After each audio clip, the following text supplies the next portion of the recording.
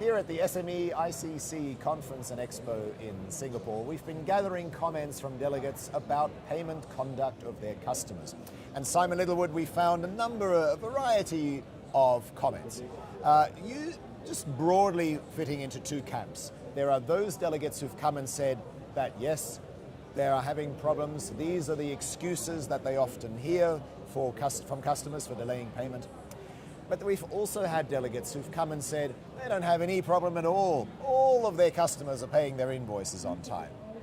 Do you think there might be an industry where that's actually true? No, I don't. I mean, having worked for hundreds and hundreds of companies over many decades, unless it's a business model where you're automatically paid in cash. So any company that offers open credit to its customers will experience late payment from time to time. As a point of reference, I can tell you that the very best companies that I've worked with, Six Sigma companies who take this incredibly seriously and have in place all the things that we at RIABU would regard as essential to an effective billing and collections process, typically still have 2 to 3% of overdues. That's about as good as you can get it, okay? Right. So and most companies is much, much higher than that. Yes, so in other words, if you've come by our exhibition stand and you've said that you have absolutely no problems with customers, chances are maybe you just don't want to say so in public. Maybe you're worried that your customer might find out that you've been talking about. Well, this particular mindset is a close relative of the sales mindset that says, I do not want to have any conversation with my customer that is going to upset him because I want him to go on buying my product. Which is a bit foolish, because if he's not paying you for the product, it's not clear that he's much of a customer, you know? So our view is, have the right conversation, have it early, have it often. The customer knows he's supposed to pay you. It's not a secret, okay? He doesn't think he's getting it for free, or maybe he does if you haven't bothered to ask. He doesn't think he's getting it for free, so at the end of the day, have that conversation and be open.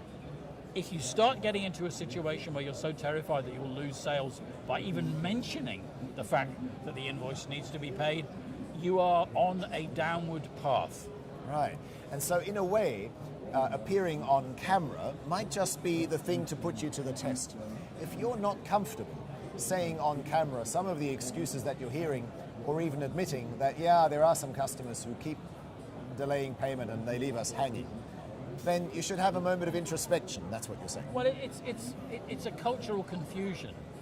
You know, it's built from the mistaken notion that you can only say nice, positive things to somebody with whom you want a sustained commercial relationship.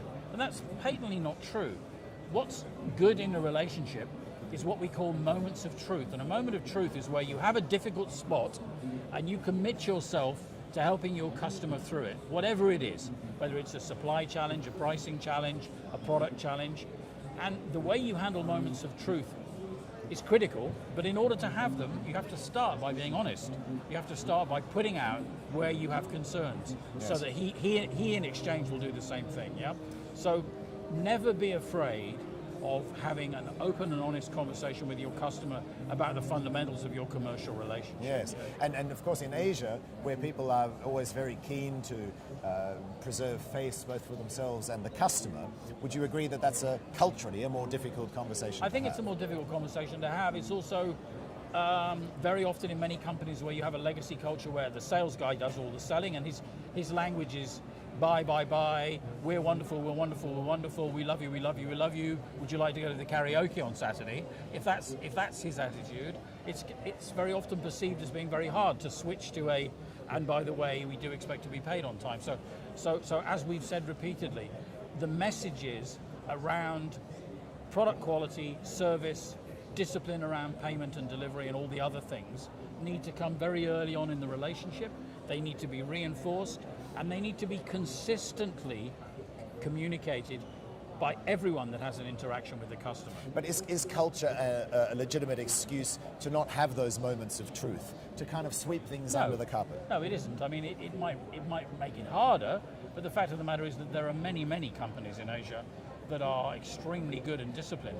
And the interesting thing is, because we've talked about this before, contrary to the perception that many have, it is not the companies that are the largest that always get paid on time. often companies that are smaller get paid quicker than the bigger companies.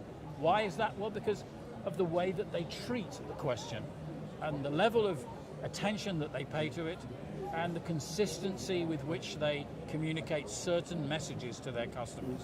What if, for cultural reasons, you say, you know, we don't want to have these moments of truth. We'd much rather just have a nice, happy relationship with the customer, never have these difficult conversations because they're just very uncomfortable for everybody. Well, what happens then? If you have high margins and your business is growing rapidly, then maybe you can get away with that for a while. But the fact of the matter is that you're still leaving money on the table, and you're also losing an opportunity to strengthen your relationship with the customer, because when the chips are down and the market starts to shrink or it gets harder to compete, what's going to differentiate you?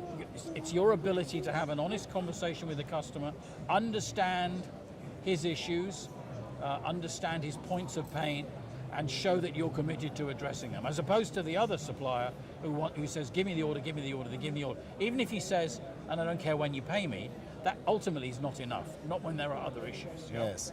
So in other words, it is possible to have that honesty with yourself, honesty with our camera for that matter, but also honesty with the customer in a way that's not uncomfortable, that these moments of truths are actually positive things, not face-destroying things. Yes, I mean, that's absolutely true. On the other hand, if you're moving from a culture where you're not used to having those conversations to one where you're trying to have them, that has to be managed very carefully. One of the things that we do, as you know, is we help suggest ways that you can tee up that conversation, ways that you can respond to customer feedback in a different way from the way that you've responded to it in the past. You know, payment doesn't matter, we'll give you whatever you want, blah, blah, blah, blah, yeah?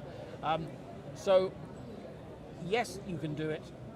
No, it's not always simple, and it requires that you think about it and you build the confidence of particularly your commercial team, if they're not used to having that discussion, so that they can change the way that they deal with particular situation. That requires coaching.